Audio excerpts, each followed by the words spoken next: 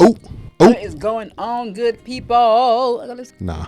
So Happy day. happy day, man. So this interview has become so requested. So I've been seeing the comments saying, "Hey, do part 2 where he really goes in deep and they have a conversation. Do part 2, part 2." So we hearing what y'all saying, and we're gonna go and do this part 2. Might split it in a couple parts because the interview is so long, but we are going to do this, and we are excited to actually do this interview. Yes, I saw it come up, and then when you said the squad was requesting, I'm like, Okay. let's go. Let's go. Well, Bassem, Piers, it's good to see you. hey, it's good to see you. I love his personality. I really do. He has such a great grabbing personality, and I found like he's a comedian too. He was a surgeon. He was a surgeon for years. But let's go. Last time, Wow. obviously, we did it remotely. Yes. You were here. I was in London, and you complained that it was an unfair situation. You couldn't see me. Your earpiece kept falling out. Yes. So I thought, okay, fair enough. You remember I hear that? you. I got on a plane. I flew 6,500 miles. And not only that, we're doing it in very familiar to you. It's the Comedy Store in Los Angeles where you performed many times as a stand-up. Oh, So I've done wow. my bit. You did. But actually, this is not the first time we meet in person. No, we did Yeah. originally We did. in London last year. And I know that many people are watching this for the first time. I would know this, but like I would really love to tell the story of that moment because I was having a tour in the UK and Europe, and I was doing my English stand-up. And one of my, advertising promotion plan was to come on your show. So That's my so agent called me, it's like, cool. Bassem, you're gonna be on Piers Morgan. I said, damn. It's like, what's wrong? It's like, well, Piers Morgan blocked me on Twitter. And he said, like, what did you do? I said, well, during January 6th, the insurrection, you tweeted something about it. And I was so angry at what's happening. And I remember you having you and Donald Trump in a picture. And I said the guy who had Donald Trump with him, whatever. And then I used like very harsh words. And of course, you blocked me. And then I said, like, does he know? I don't know. Does he know? I don't know. Does he know? I don't know. So I walked into the studio. And the moment I was like being seated and they're preparing before we go on air, and you said, "Oh, hi, Bassem. It seems that you have more followers than me, but it seems that I blocked you. Why?" And I told you, and then we said the story on air. Wow. And it was funny because I made the joke. I was like, you have always been standing against cancel culture, and you just canceled me I on know. Twitter. But we agreed that this is not canceling because this is your own space and you're free. But That's now you're cool. unblocked me, and We're here. And we're here. And it was, and actually we agreed about January the 6th, by the way, just for Yes. the record. Yeah, of course. I was done about you, maybe you weren't surprised. I was completely staggered by the response globally to our interview several weeks ago. Were you taken aback by the scale of it? Yes, of course, but I understand why. For many years, You're the sitting media so close, covering the every Middle lip. East has Your teeth are been obvious. showing a certain point of view. I'm not going to say bias, but I would say it did not allow certain voices from the other side to be heard. And that is why you see the frustration. Whenever you speak to people in the Middle East, they tell you the same thing. Yeah. They're not very happy with the coverage of the Middle East because our voices are not heard. Now, I am the least qualified person ever to talk about this conflict. And yet, just because I relate some of the talking points that we say and we hear the whole time, people felt heard. And when people have this feeling, they're happy. They have this response. They say, like, oh my God, for the first time, the West are actually hearing our point of view. Some of the point of view might not go well with other people, but at least we have a conversation. And I think that is the Right. reason why people reacted that way. Yeah. It's such an incendiary subject matter. I've never seen social media so ablaze with hostility on both sides. Did you actually, as well as enormous praise from the Arab world, did you also get criticized by some parts of the Arab world for not going perhaps hard enough? Oh, you didn't do that. You didn't do that. The thing is, this is like you're damned if you do, you're damned if you don't. Right. Right. If you don't speak up, why don't you speak up? If you Yeah. speak up, Yeah. you speak up. Enough. If you're done, why are you? If you speak up too much, oh, you're taking all the attention on you. And I love that fact because people always who accuse people of being the center of attention, they are actually not very happy that the attention is not on them. It's Yeah. actually like a rule on social media. But yeah, there was a backlash, but there's also a backlash from the other side, which I mean, here and other comedy clubs, I worked with people from all kinds of different backgrounds, Jewish, Christians, Muslims, Arabs, atheists, all kinds of people. And there are a lot of people who went into my socials like, oh, so you're a terrorist sympathizer now, you know? And I Wow. think it is important to have a nuanced, deep, interesting, intelligent conversation. A lot of people waiting for this are kind of like, yeah, Bassem, bury Piers, show him. And that's the problem with the news today. The problem is the news today, it's not about the news anymore. It's about the people giving you the news. Yeah. So it becomes a show, a circus. Two gladiators in the Colosseum, two pigs fighting in the mud. And this is why people don't get anything out of it. It's a circus. You I know, just his saw a humor, vision of that. Two pigs fighting in the mud. I just saw it. his humor is giving me a sense of Robin Williams. Oh, for you sure. get the vibe of Robin Williams. Doodly-doo. I do Just feel some of that that's energy what I feel. and the sound, I because do Robin feel Williams that. can really get that accent so good. I really, really loved him as I a comedian. do feel his spirit does feel like that. Oh my gosh. Right. You know, one of the things I heard a lot was, who is this guy? And they weren't talking about me. Sometimes I wonder. Now, obviously, you're very, very well known in the Arab world. You're known as the kind of, they called you the Arab Jon Stewart, and you're well known in America, but you weren't that well known, for example, in the UK. And I think what this interview did, it made a lot of people think, wow, all right, this is incredible. But tell me more about Bassem Youssef. And I did a bit of research into your life, and it is a fascinating journey that you've gone on to get here to Los Angeles. And I think it's worth just taking a little beat here to talk about this, because you began in Cairo as a heart surgeon. I mean, that was your career path. Yeah. Wow. And, and you were a heart surgeon. I was a heart surgeon until, I spent 19 years in that career, 7 years in medical school, 12 years as a practicing doctor. And 2011 happened, and the revolution happened, and I had my own show on YouTube. I did like small videos. Well, I'm going to come to this because I was by coincidence, I had just joined CNN to replace the great Larry King. And I hadn't actually done any live show. I'd done a few weeks since I joined of taped interviews with big names, Donald Trump, Oprah Winfrey, things like that. And I was flying back to Los Angeles when I got a message that Egypt was going up in the start of the Arab Spring. And I actually went to a studio very near here, about a mile down the road on Sunset, the CNN studio, the old Larry King studio. And I went live for the first time, and it was about the Arab Spring, and it was about what was happening in Egypt. And at the same time, you, in Egypt, were actually in Tahrir Square, helping wounded protesters, actually medically treating them. Yeah, I mean, this was a kind of movement that inspired a lot of Egyptians. At the time, I was in the hospital, and a lot of people just had volunteered, and the nurses were just like giving us like supplies, go, and we were going there, and we were basically tending to the wounded. Because so cool. It is, and it kind of gives you a different perspective when you see helpless, defenseless people who are not armed. They are being beaten by security forces, military forces, being shot, being, hurt. And all we can do is just like provide some medical attention.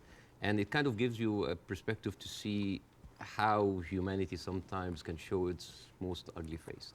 And the suppression of free speech, freedom of expression. Yeah. The ability of people to say what they honestly feel about a situation. Yes. And the suppression of people's basic rights to freedom. Absolutely, yeah. And that kind of like taught me a lot and inspired me to do the show. But Well, you start, I mean, it's a crazy story, this, and I want to tell it because you just decide to do 5-minute stuff on YouTube. Yeah. And you are expecting a few people to watch it. And then literally it just flies, and suddenly you're getting millions of people watching this. And very quickly, one of the big networks comes in, and then you're suddenly doing this stuff for 30 to 40 million people. Yeah. Like a third of the entire population of Egypt is tuning in to watch it. You're the biggest star of Egyptian television. Oh, please. You were. No, but I mean, what an extraordinary thing, though, for a heart surgeon. I love it. Helping protesters medically in Tahrir Square at the start of the Arab Spring to within a year, you're the biggest star on Egyptian television. That's It's crazy. Crazy. It doesn't sound as glamorous as this. It felt horrible. Did it? Why? Oh yeah. overnight fame, this Scary. size, it's toxic. Terrible, terrible. It corrupts. It goes into your soul, and it's not good. It's not. I actually didn't enjoy it. And the worst part about it is that like you're trying to do comedy in very controversial climate about very controversial issues. So you'll never satisfy people. And the problem is that people have these expectations. Oh, if you are successful in this, you must be successful at solving this. And when things are not solved, because politics, as you know, very difficult to solve. Yeah. That expectation, this love turns into hate. And, Wow. and this is one of many reasons that like, I had to leave and I came here eventually. Well, I And want to Wow. let's just take people through what happened, because Yes. they probably don't know, a lot of people. So during the presidency of Mohammed Morsi, who was a democratically elected Islamist, you had relative freedom to start, but then the more you went after government propaganda, the more you stood up for the people against the government, then the trouble started.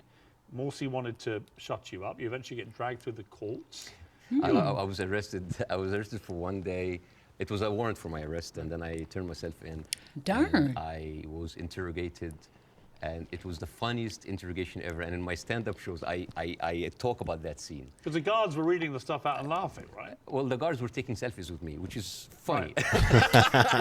and the exchange between me and the prosecutor, general prosecutor, was extremely funny. I mean, I don't like to victimize myself. I don't like, oh, look at that. I actually like to find humor. But why about were you arrested? What was the criteria? Oh yeah, I think the list was insulting Islam, insulting the president, spreading false rumors, and disrupting the fabric of society. Jeez. Wow. And, it was, I think the people in the room didn't know what to do with me because they ended up discussing my jokes. So it turned into a writer's room. And I was kind of like, how do you think we make this funnier? And it was the funniest exchange ever. And after 6 hours, They I let you was go. let go. Of course. Wow. And, Realized it Was was it scary stupid. though, at the same time, that suddenly the machinery was getting a grip of you? Because it was to get a lot scarier. But was it in that moment when you first got arrested, you thought, I'm being arrested for breaching my freedom of speech? Right. For some reason, I just like went with the flow. I went to the interrogation wearing the big hat. I went to the show. It was just, I just wanted this to be a farce because I just like, Right. you're really coming after the comedian. And Right. I just tried to enjoy myself, but deep inside I was dying.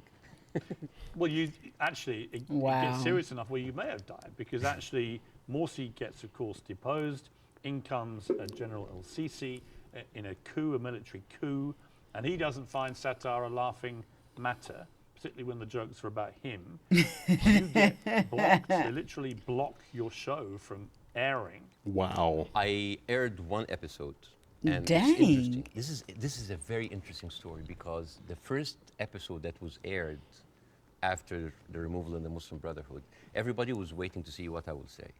Because by that time, all of the Islamic channels that were, I mean, like me and Islamic channel, like it's like they had 5 channels and they were like me and them going like that. They had like 5 channels and have only 1 hour a week.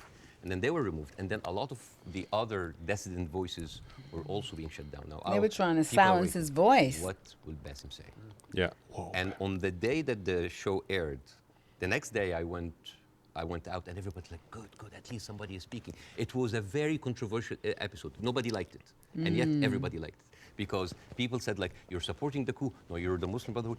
Everybody accused me of something. All I did in that episode was just being a mirror of what is happening in the street and showing them how ridiculous it is.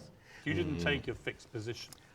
Well, my position, depending on what's your position? What did you intend your position? My position was to show the ridiculousness of how the people now was like, oh, we got rid of Islamic fascism, but we are heading towards another fascism. There was a song that I did that was very controversial. People, and it's very funny. The pro-Muslim Brotherhood thought that this is a disrespect to the people who died, and on the other side, the people said that this is a disrespect to the army. And when you manage to offend everybody, you know you're right. Yes. And then the people in the middle is like, oh, you weren't tough enough. And I was told, that's like, why didn't you go after? The ceiling of freedom just went down, and I was just like, it was very difficult. It is very difficult to go against an authority that was very popular at the time. And especially a military authority with Oh, a yeah. lot of experience Oh yeah. of weaponizing these situations. Yeah. You had death threats. People would Oh. always choose, most of the time, they will always choose the military form rather than the religious form because they kind of like, at least they are not infringing on my personal freedom. Not yet. But You had threats on your life, didn't you? oh, all the time. I don't talk about that because like I have been having death threats like Oh, my never gosh. stopped since 2011. Never stopped. Have What? they continued since our last interview? Oh yeah. That's crazy. People threatening to kill you. All the time. All the Why? time. For what reason? Oh, for just saying something that they don't like. Oh, because you are against Egypt, you're against Islam, you're against our president, you're against God. It never stops. It never stops. It doesn't bother you? I mean, if you die, you die. Wow. If you die, you die. I mean, since when, whatever, like, no bodyguards deflected a bullet. You know, maybe the guy who was with Ronald Reagan. But Yeah. I think it's like whatever. Even like at a certain point, I actually had like private security. And then I told them I can't. I cannot live like that. Yeah. If that's my destiny, if I die, I'll just die. Wow. You end up with your lawyer saying you got to get out of here. You got to get out of Egypt. It's Yeah. getting too dangerous. Yeah. Something bad's going to happen. You're going to get arrested again and probably thrown in jail, or you're going to try and kill you. And you flee to Dubai, and then you end up here in America. Yes. Was that always the plan to eventually come to America, or was it expediency because of what happened? Well, it's funny that you said that because I visited the United States after the first year of my show. And a doctor that's there, an Egyptian doctor has been there for a while. I said, listen, Bassem, you are very visible in the media, and I think you can use that to apply for a green card as a special talent. And I did. Oh, wow. And it's like, I have like a huge show in It's Egypt. actually the criteria, because I have the same. Yeah. Is an alien of exceptional ability. Yes. Is what they call you. Yes, we're very, Charmingly. Wow. yes, we're very We're exceptional. exceptionally able aliens. We are, but Okay. Yeah, I know, it always makes me laugh. Like, you can come here, but you are an You're alien. an alien, but you're exceptional. Yeah. And I just applied for it, and I got it. I got the time 100 that helped both from my application. I said, maybe I'm not going to use it. And then when that happens, ooh, the green card came handy. So a lot of people think that I'm here on asylum. I'm not. It was just a strike of luck.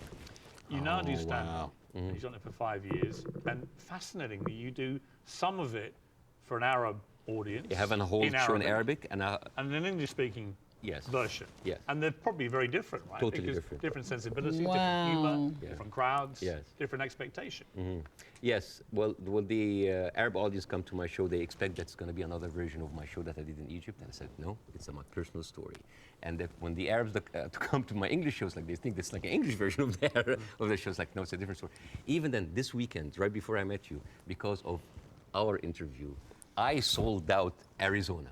Wow. Yes, and I stood, and the first thing I said, like, Wow. who here came because of the Piers Morgan show? I was like, I was like, boy, you're gonna be disappointed because this is not about that. But isn't that amazing? I mean, Yeah. that shows the power of that interview. Yeah. It Yeah. resonated even in Arizona here. Well, people probably would love to see him talk like he was talking on that first interview where he was talking about, my wife is sitting there, I can't kill her. And people want to probably see, I don't think so. Even though if it's not about the Piers stuff, I think it's a genuine attraction to him based on his personality. He has got a spirit that you would want to watch because he seems very funny. Excuse? What's that face? You will remember the joke about wanting to kill the wife.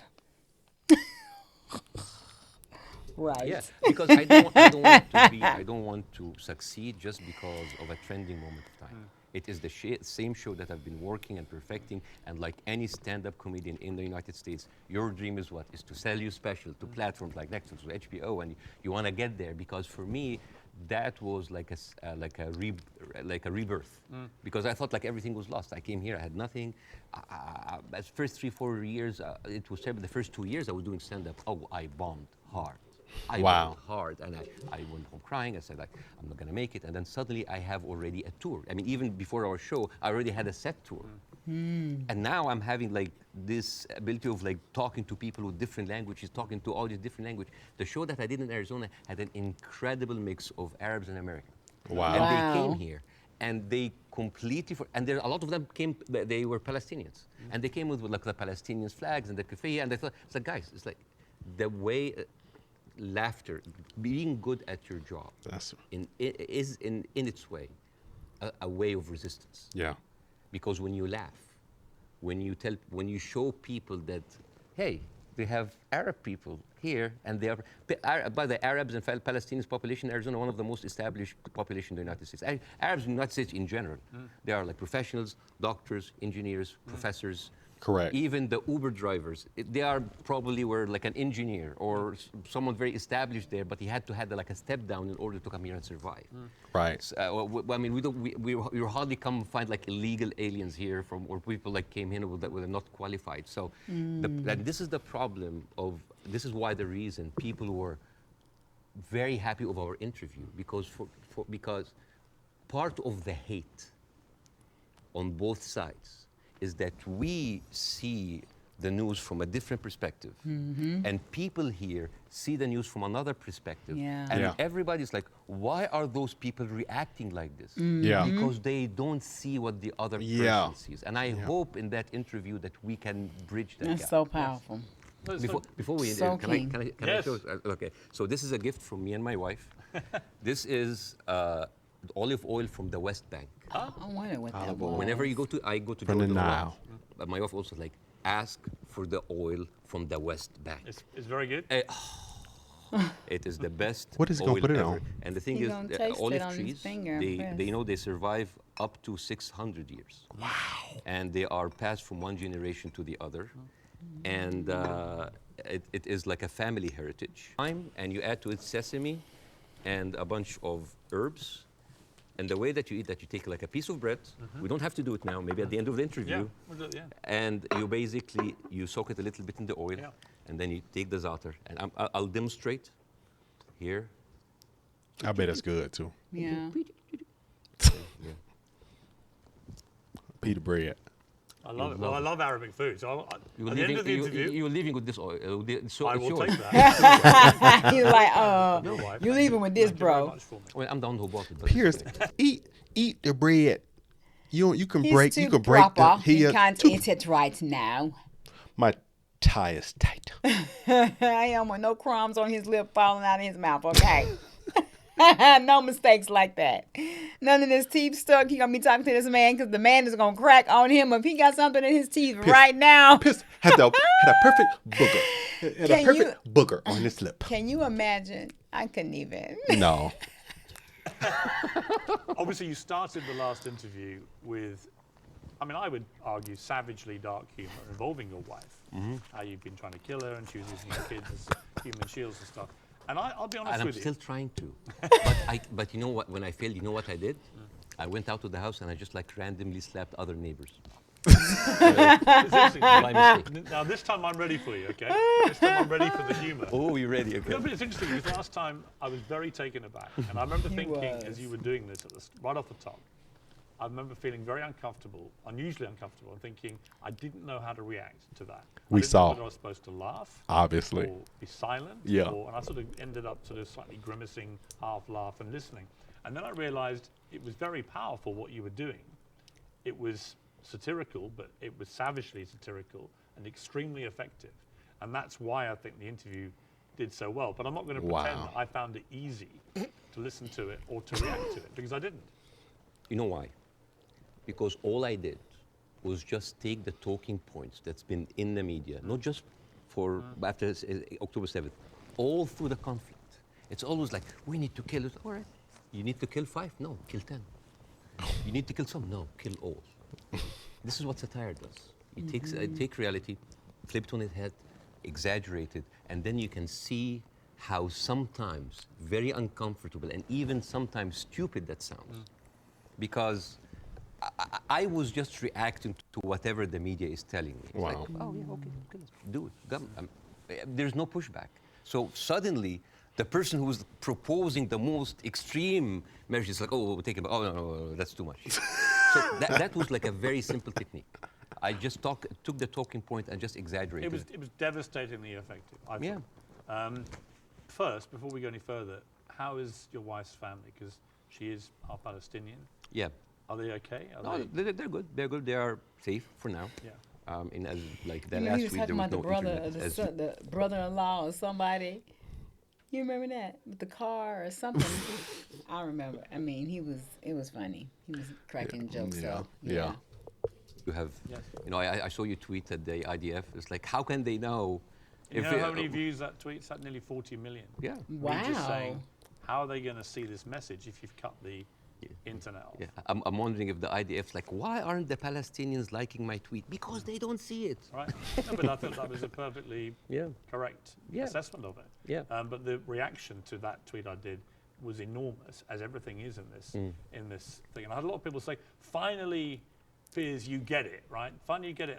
And I wanted to say, listen, I'm trying to reach a place where I get this, but it's an incredibly complicated issue for someone who is not Arabic or Jewish to poke their head into. And I've had to cover it as a journalist for a long, long time. I think I said to you before that I was editor of the Daily Mirror in England when we opposed the Iraq War, for example. So, I have taken stands on this thing. On this one, I find, I'm going to be completely straight with you.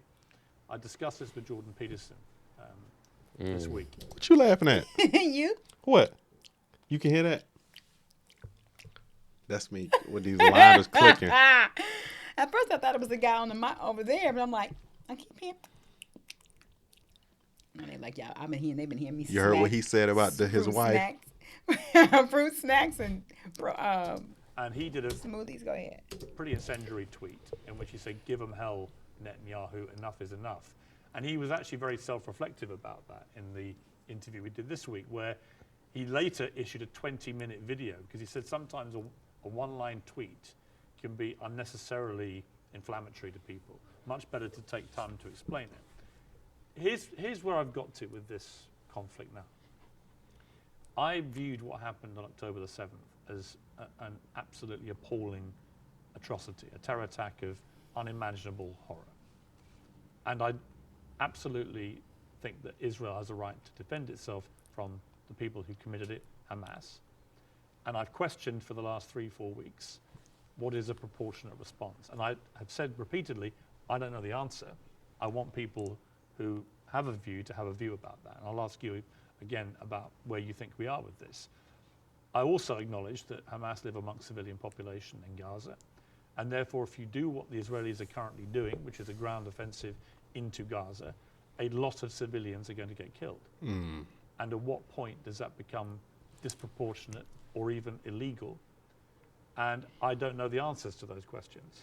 And I have a moral quandary, because my instinct is to say that Israel has no choice but to respond to what happened in a very forceful manner. I understand why they want to eliminate Hamas altogether. I understand that if they feel they can, then perhaps we can move to a two-state solution or peace or whatever it may be, although I don't think Netanyahu will ever be the person to do that. But the moral question for me is, at what point does this become disproportionate? And when you see thousands of children being killed in Gaza, it fills me with utter horror.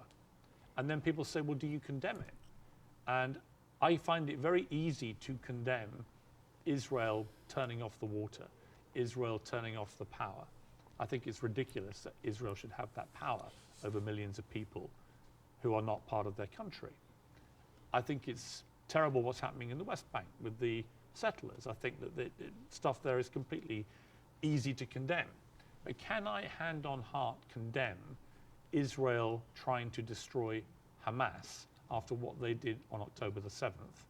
That is where I'm struggling to find myself saying I condemn it, because I believe that they are right to try and destroy Hamas. Now, what do you feel about my moral quandary? Well, there's a lot of points, very lot, and I think this will kind of like lay the ground rules for that interview. There is the whole thing about like, is the right to defend itself, the condemnation. First of all, let's start with condemnation. Yes. You want my opinion? Yes. Condemning Hamas or condemning Israel? Yes. Completely useless. Completely useless. Why? I condemn Hamas, you condemn Israel, interview is over. What happened? Nothing.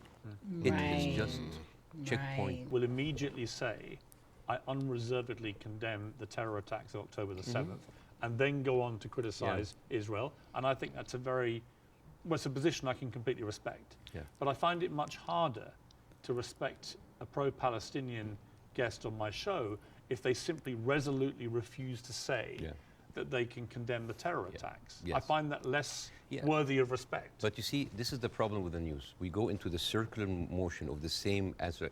One thing that I have noticed, not just on the coverage of these events, the events before and before and before, every time this starts, people say, we don't know what's happening. It's a very complicated situation. Right. What is happening now? And for me, as a viewer, if a conflict that's been there for 75 years and the media with all this technology has been covering it and we hear the same exact words, we don't know what's happening. It's complicated. It's a very complex, that is a failure of the media apparatus. That is the failure to themselves and for the audience, because why every time this happens, it seems like it is happening from point zero. Yeah. And I think to help understand that, I will get to the October 7th. I will get to the condemnation. I will get to the self-defense. But I think maybe we can do, we have like all the time in the world, and we can discuss, this interview could be a bookmark, landmark for maybe looking at that conflict in a deeper way that nobody had gone there before. We have the views, we have people waiting. Yes. You know, as I said, I'm the least qualified to discuss that, but it's an opportunity to use it. I'm not massively well qualified myself. Yeah, both of us, like, I I'm mean, an look at us. I'm an Irish Catholic, I mean, right? look at us, two privileged people, one white wannabe, discussing the most complex conflict of our history. But I want to start in a totally different area. I want to start with anti-Semitism. Yes. I think it's an important issue. Yes. I think there is a rise of anti-Semitism in the world, and I think there is. This is very dangerous. And I, as a Muslim, who has been through events where there were terrorist attacks somewhere, and that reflects on us, I can completely feel that. Since what happened, I had text message from the Jewish friends. Are you okay? Are your wife's family okay? And I was texting them. Are you okay? And I think it is very important to agree on the language, because the word anti-Semite has been used and abused, and most of the time not for the good interest of the Jewish people.